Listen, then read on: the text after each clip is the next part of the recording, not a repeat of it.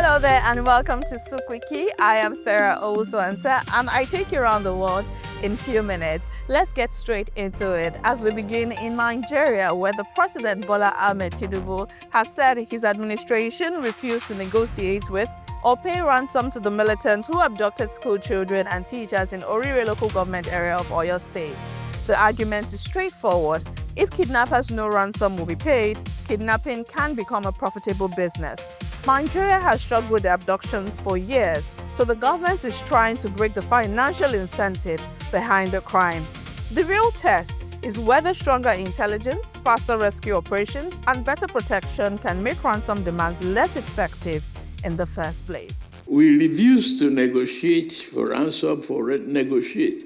These criminals wanted us to release from detention members of their criminal gangs that we were already arrested. That was one of their conditions, outside of the money they're looking for. And we said, no deal. We are not going to negotiate with criminals. They committed murder, and we were ready to finish with their families and members of their own communities. Away from that story, but still in Nigeria, where local refining is becoming more competitive. Importing petrol into Nigeria is now costing more than buying local refined product from the Dangote Refinery. That is significant because it changes the economics of the fuel market.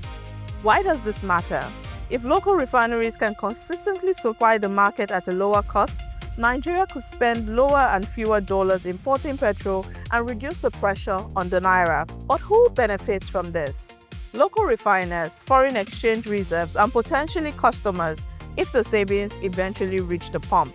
But there's an opportunity here. A stronger domestic refining industry could also create jobs and reduce Nigeria's dependence on external fuel markets. Now let's move on to the Red Sea, where shipping security is gradually becoming economic security as well. Saudi Arabia is planning a multinational maritime security coalition to protect shipping routes in the Red Sea following repeated attacks.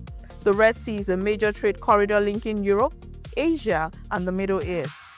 When ships are forced to take longer routes, fuel, insurance, and delivery costs all rise. But who is affected? Of course, importers and exporters feel the pressure first, but those higher costs can eventually show up in everything from food to fuel. The effectiveness of the coalition would depend on whether it can actually make the route safer for commercial vessels. And lastly, when Microsoft just added nearly $450 billion in value. Microsoft gained almost $450 billion in market value in a single day after forecasting stronger growth in its cloud business. The immediate driver is investor confidence in its artificial intelligence and cloud strategy. But this isn't just about Microsoft. It shows how aggressively investors are pricing AI into the future of major technology companies. But there's a risk. Expectations are now extremely high. If AI and cloud growth fail to deliver at the pace investors expect, the same market that rewards these companies can punish them just as quickly. And that's it on SOUQ QUICKE today. Thank you for joining us from Monday through to Friday. And do not forget to follow us across all of our social media platforms at SOUQ Digital. I am Sarah Owusu-Ansah. Till I see you on Monday, have a beautiful weekend.